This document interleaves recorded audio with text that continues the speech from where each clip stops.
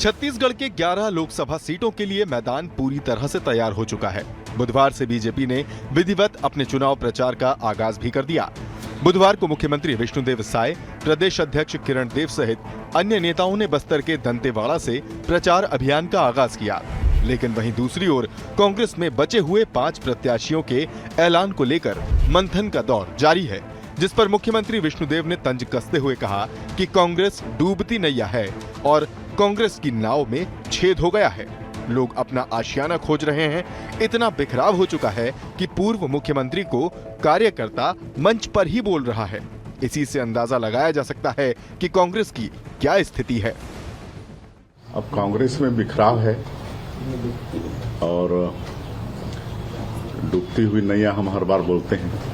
छेद हो गया है, पानी भर रहा है तो लोग अपना आशियाना ढूंढ रहे हैं और कांग्रेस छोड़ के जा रहे हैं। और इतना बिखराव है कि पूर्व मुख्यमंत्री जी को मंच पर ही कार्यकर्ता पिछले 5 साल में उनके साथ कैसा बर्ताव हुआ है, कार्यकर्ता के उनके सामने मुंह पर बोल रहा है कि 5 साल हम लोग आपसे मिलने के लिए तरस गए। इसी से आप अंदाजा लगा सकते हैं कि कांग्रेस की क्या स्थिति। छत्तीसगढ़ में बीजेपी की टीम पूरी तरह से तैयार होकर मैदान में है। कार्यकर्ताओं की फील्ड सजाई जा रही है ताकि लोकसभा चुनाव में किसी प्रकार की चूक न हो सके। वहीं कांग्रेस आधे अधूरे खिलाड़ियों के साथ चुनावी मैदान में है। रायगढ़, बस्तर, कांकेर, बिलासपुर और सरगुजा लोकसभा क्षेत्र में प्रत्याशियों का इंतजार अभी भी किया जा रहा है। इसी बीच इस पर जारी सियासत पर कांग्रेस ने भी पलटवार किया है। कांग्रेस अध्यक्ष दीपक बैज ने कहा कि बीजेपी के लोग हताशा में डूबकर बयान दे रहे हैं। 400 पार की बात करते हैं तो तोड़फोड़ क्यों कर रहे हैं। बीजेपी के नेताओं को हार का डर है। कांग्रेस न डूबती नैया है, न पार्टी में कोई कमी है। बीजेपी हमारे कार्यकर्ताओं को डराने और लालच देने का काम कर रही है। अब भारतीय जनता पार्टी के वरिष्ठ नेता है केदार कश्यप जी, उनको कांग्रेस से ज्यादा प्यार है और प्रत्याशी की चिंता उनको करना नहीं चाहिए। और हमारे प्रत्याशी घोषित जल्दी होंगे और कांग्रेस पार्टी मजबूती और दमदारी के साथ चुनाव लड़ेगी। छत्तीसगढ़ में 19 अप्रैल को होने वाले पहले चरण के चुनाव में बस्तर सीट पर मतदान होना है, जिसके लिए निर्वाचन की ओर से अधिसूचना भी जारी कर दी गई है। अधिसूचना के साथ ही भाजपा का शुरू प्रचार और कांग्रेस में मंथन अपार का सिलसिला जारी है। ये कब तक चलेगा, ये तो वक्त ही बताएगा। Bureau report, BSTV Chhattisgarh. जवाब तो देना होगा। मैं आप सभी का स्वागत है। मैं हूं डॉक्टर अवधेश मिश्रा। छत्तीसगढ़ की सियासत में चुनावी रण में बीजेपी ने आज विधिवत जो है चुनाव प्रचार का आगाज कर दिया। दंतेवाड़ा से मां दंतेश्वरी का आशीर्वाद लेके बीजेपी ने अपने प्रचार रथ को आगे बढ़ाया। तो वहीं देर शाम को बीजेपी कार्यालय में प्रचार रथ तैयार करके सभी 33 जिलों में रवाना किया गया, जो सभी जिले में जाके बीजेपी के प्रचार में सहभागिता वो रथ के द्वारा निभाया जाएगा। लेकिन बात कांग्रेस की कर ली जाए तो कांग्रेस आज भी 5 सीटों पे उनके दावेदार कौन होंगे, इस पे मंथन का दौर लगातार जारी है। सीसी की बैठक 2 बार हो गई, नतीजा नहीं निकल पाया। पीसीसी चीफ दीपक बैज 2 बार दिल्ली से लौटा है, नतीजा नहीं निकल पाया। और यही वजह है कि 27 मार्च को जब last date of nomination first phase का होगा, मतलब बस्तर के लिए होगा, तब तक कांग्रेस क्या ऐलान करेगी या वहां की स्थिति बनी हुई है, इस बात को लेकर छत्तीसगढ़ में सियासत तेज है। आज इसी विषय पे चर्चा करेंगे। 3 बेहद ही खास मेहमान हमारे साथ जुड़े। पहले मेहमानों का तारुफ आपसे करा देता हूं। बीजेपी की ओर से सुनील चौधरी जी, आप वरिष्ठ नेता है, प्रवक्ता है। सुनील जी, आपका स्वागत है।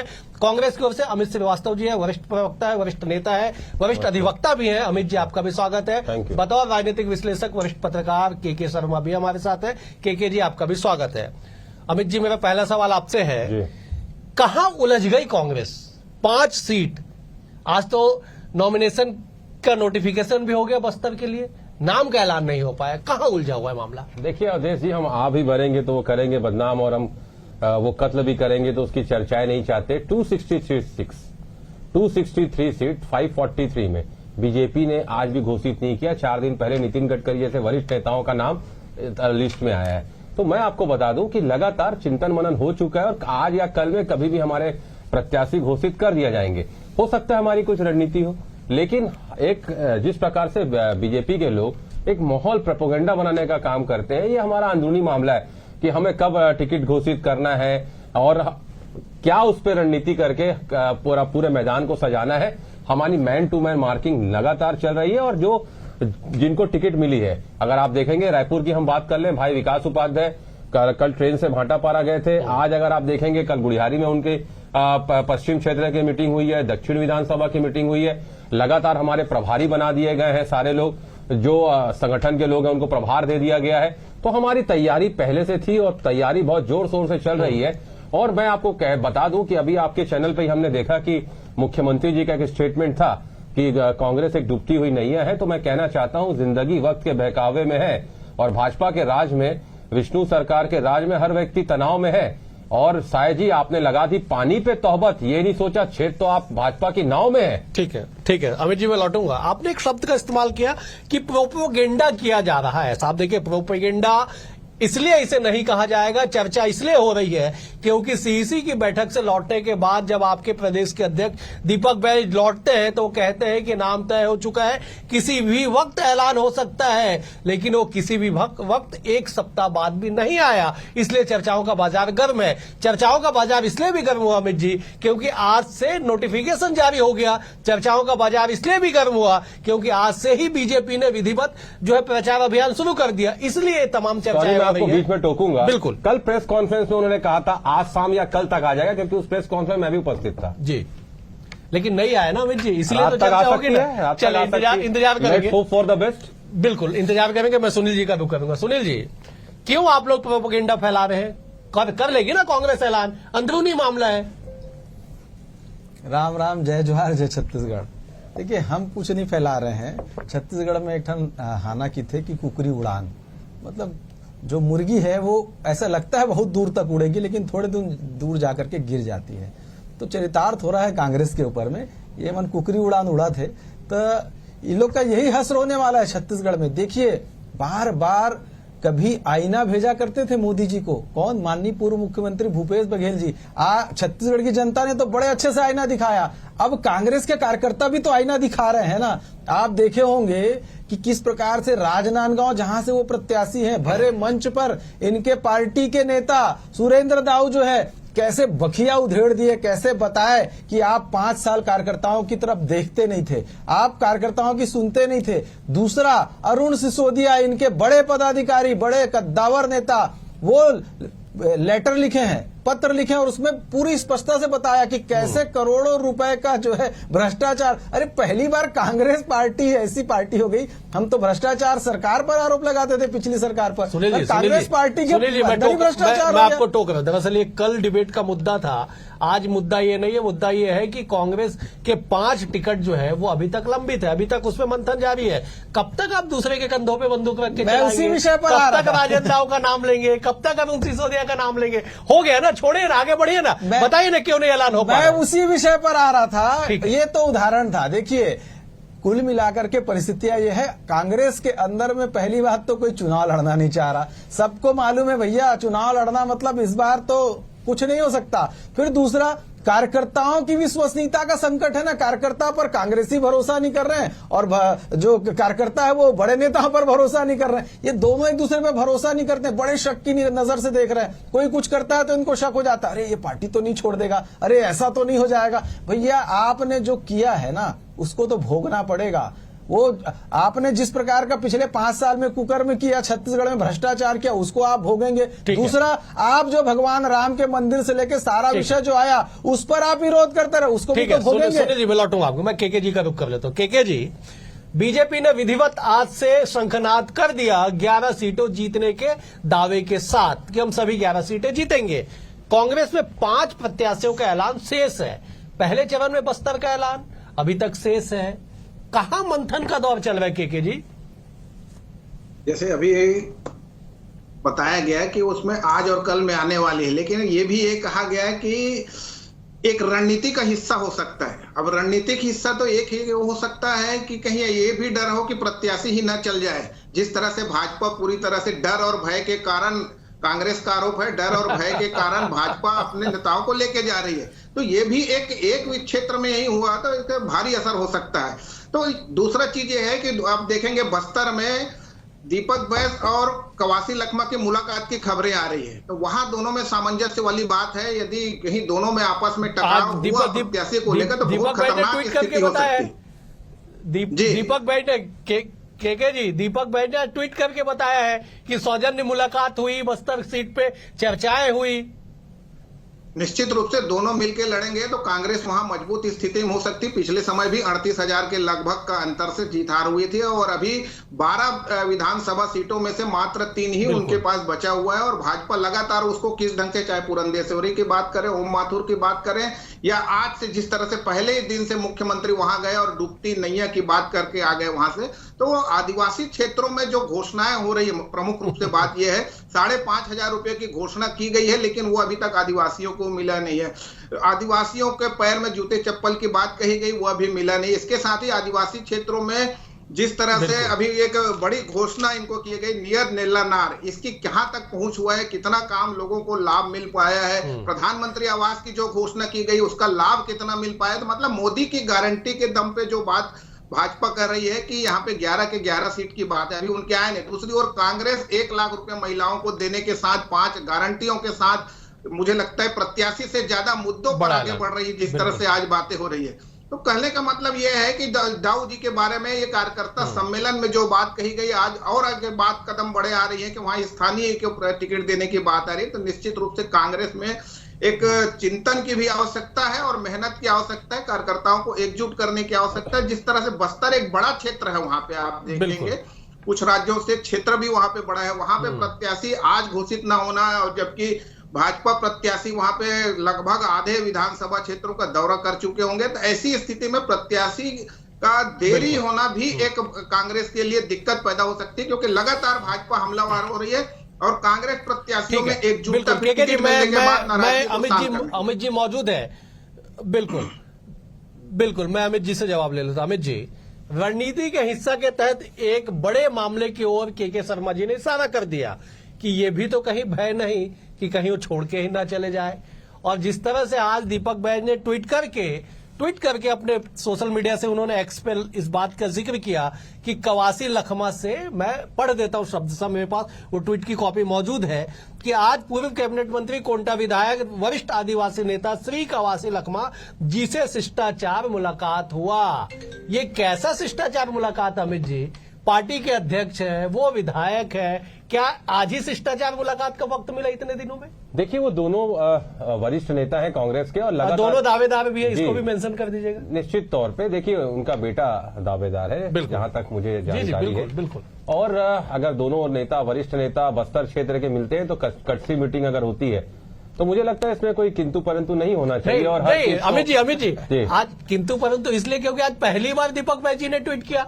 आप उठा के देख लीजिए 1 साल का ट्वीट, जब से अध्यक्ष बने कभी भी उन्होंने कवासी लखमा से शिष्टाचार की फोटो नहीं डाली है। देखिए, मैंने कहा ना कि अगर कोई 2 नेता मिलते हैं, दोनों एक ही क्षेत्र के हैं, दोनों साथ में विधायक रहे हैं, वो उस समय विधायक मंत्री रहे, जब सांसद हैं, तो निश्चित तौर पर मुलाकातें तो होती होंगी।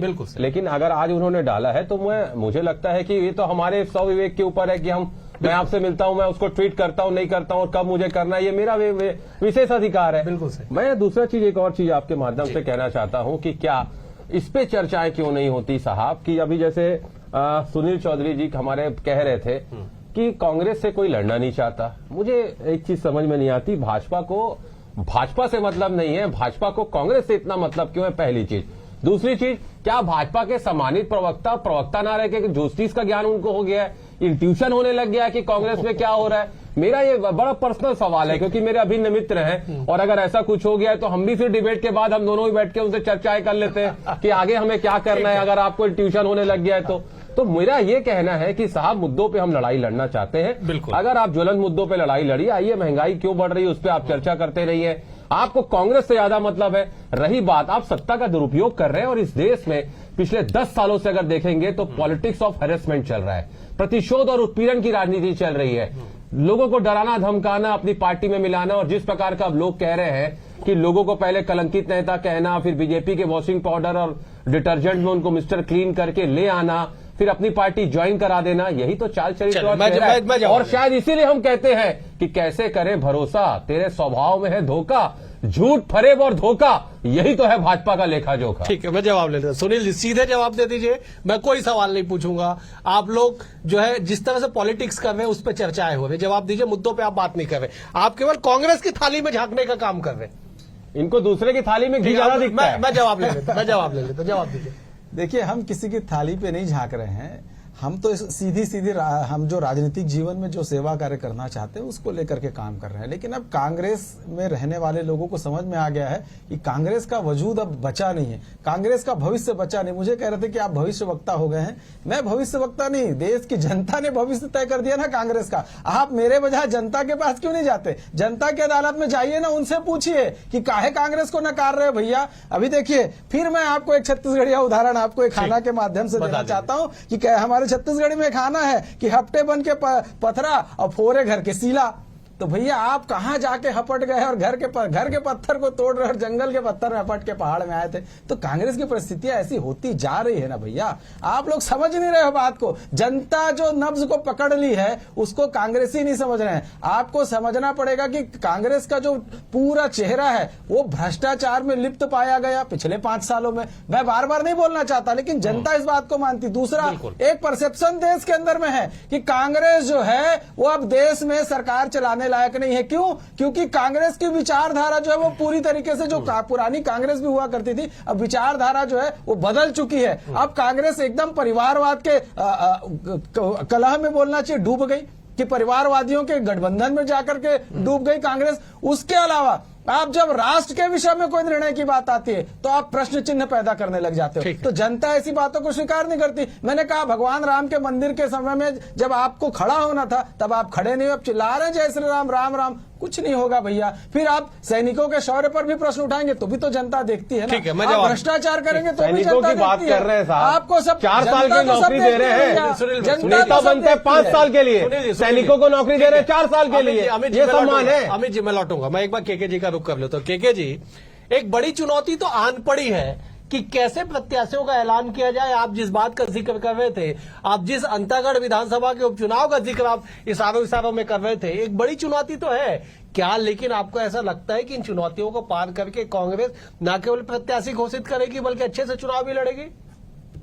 देखिए, मुझे लगता है कांग्रेस कहीं ना कहीं सावधानी भी बरत रही है। हो सकता है जो प्रत्याशी है उनको सूचना भी मिल गई हो, जिस तरह से दीपक बैज मुलाकात कर, हो सकता है ये एक कदम आगे भी सोचे तो प्रत्याशी घोषित होने के बाद, मतलब उनको जानकारी होने के बाद वो कवासी लखमा से मिलने गए हों, ये भी हो सकता है।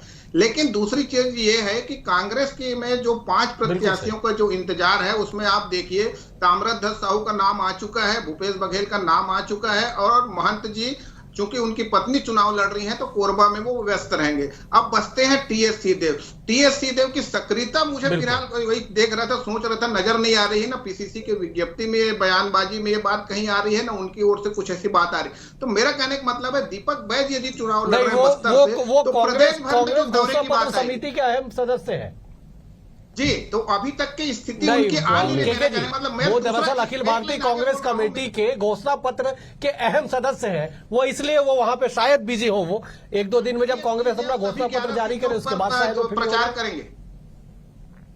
सिर्फ 11 सीटों पर टीएस सिंहदेव एक प्रचार प्रसार करेंगे क्या? मेरा कहने का मतलब यह था, घोषणा पत्र के रूप में 2018 में उन्होंने अपनी क्षमता का परिचय दिया है। और इस बार जो बात है कांग्रेस की जो घोषणा पत्र लगभग छत्तीसगढ़ से जुड़ता हुआ रहा है, जैसे महिलाओं को देने की बात हो, रोजगार की बात हो, 50% आरक्षण की बात हो, महिलाओं को 1 लाख रुपए तमाम तरह की न्याय की बातें।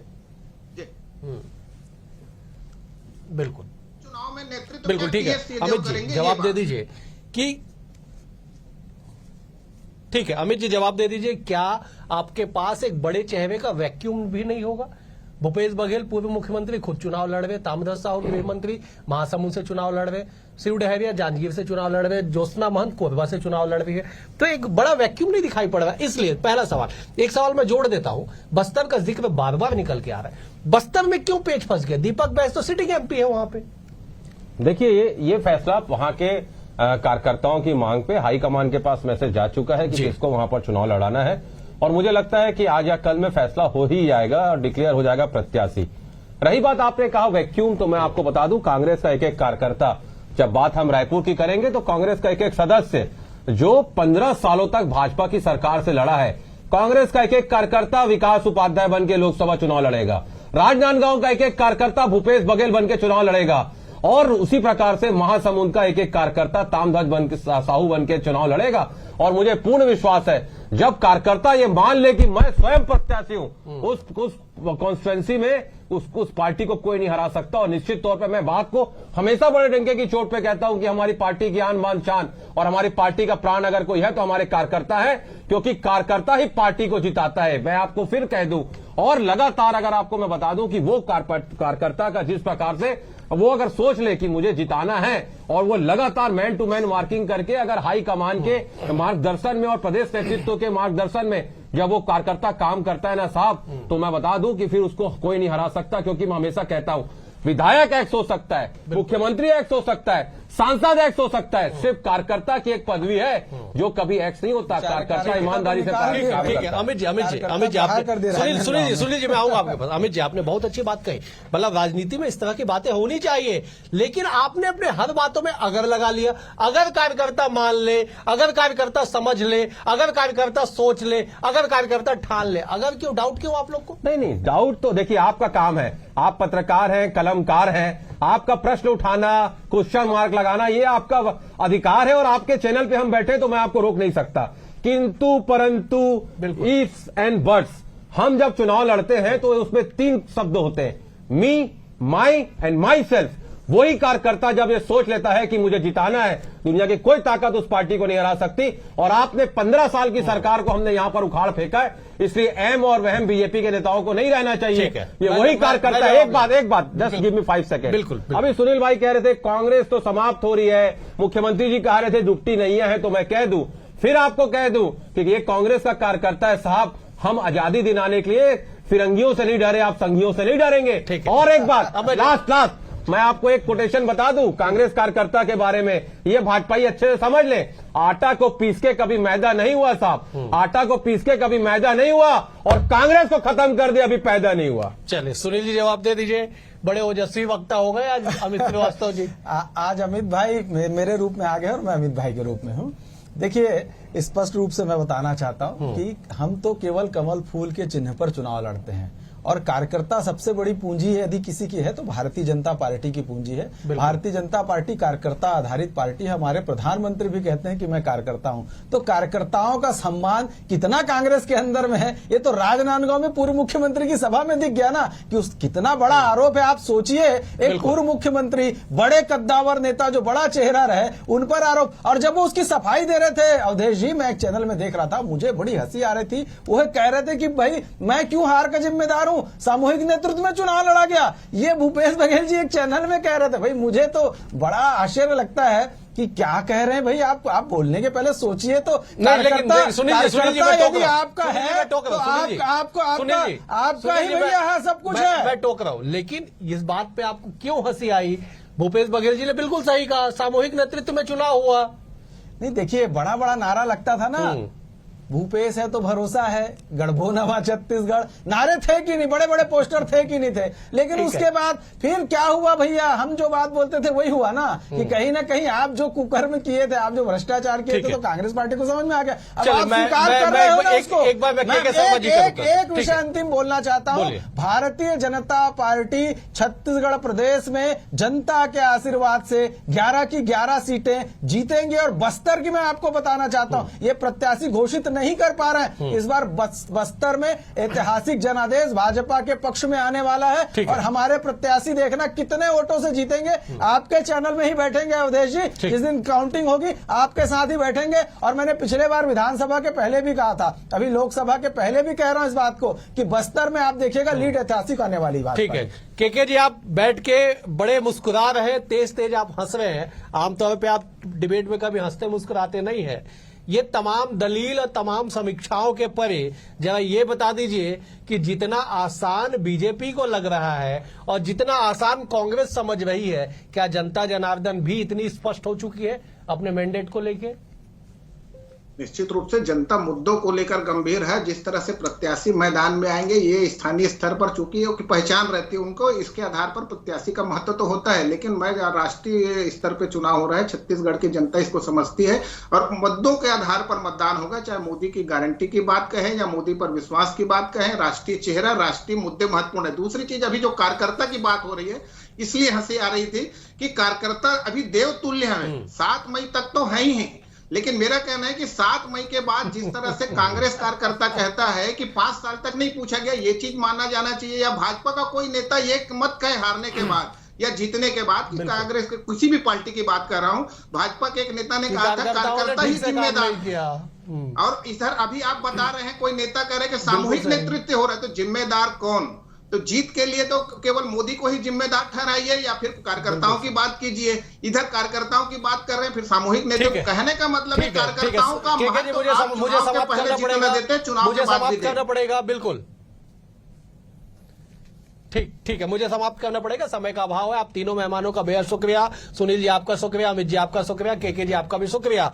कुल मिला के कि छत्तीसगढ़ के रण में एक तरफ से 11 प्लेइंग 11 का ऐलान हो चुका है, लेकिन एक तरफ से अभी भी जो है 5 नामों का ऐलान होना शेष है। और यही वजह है कि शेष है, इसलिए राजनीतिक क्लेश है। लेकिन इन 5 नामों का ऐलान कब होगा और कब ये पूरी टीम सच के मैदान पर उतरेगी, वक्त तय करेगा। लेकिन ये तो तय है कि 27 मार्च नॉमिनेशन का आखिरी तारीख है पहले फेज के ऐलान के लिए। कल एक और विषय के साथ होगी आपसे मुलाकात, तब तक के लिए नमस्कार।